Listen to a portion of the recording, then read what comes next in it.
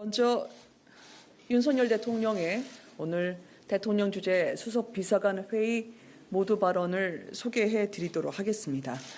윤석열 대통령은 최근에 거시경제 상황에 대한 우려를 표명하고 국민 경제에 미치는 부정적인 영향을 최소화하기 위한 밀도 있고 신속한 대책을 주문했습니다.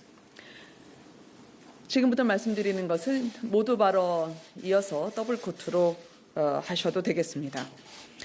최근 달러 강세 영향으로 환율이 상승하고 무역 수지 적자 폭이 커지는 등 대내외 거시경제 여건이 엄중하므로 관련 부처는 경제 상황을 더욱 면밀히 점검해달라, 민생 안정을 위한 대응에 한치 빈틈이 없도록 해달라라고 윤석열 대통령이 당부를 했습니다. 윤석열 대통령은 이어서 최근 금리 상승세에 편승해서 불법 사금융 피해가 확산될 우려가 크다. 감당할 수 없이 고통스러운 고금리와 채권 추심으로부터 서민 취약계층을 보호하는 것은 국가의 기본적인 책무라고 밝혔습니다.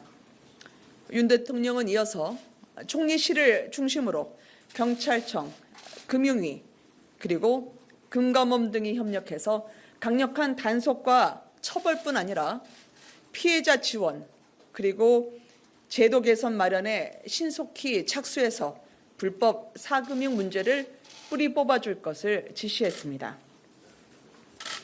윤 대통령은 또한 그 막바지 작업 중인 내년 예산안과 관련해서 그동안 방만하게 운영된 재정 지출 부분은 철저히 구조조정해서 재정 건전성, 즉 건전 재정 기조로 확실히 전환하고 공공부문이 민생 안정을 위해서 솔선수범하는 예산이 되도록 하되 고물가, 고금리 등으로 어려움이 가중되고 있는 사회적 약자에 대한 지원이 줄지 않도록 세밀하게 점검하고 편성해 주길 바란다고 거듭 강조했습니다.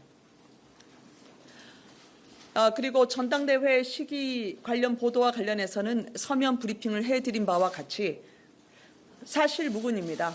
윤석열 대통령은 보도와 같은 언급을 한 적이 전혀 없습니다. 윤 대통령은 비상대책위원회 등 그 당의 정치 일정은 국회의원 등 당원의 중지를 모아 결정해야 한다는 소신을 갖고 있습니다. 사실과 다른 보도에 유감을 표합니다.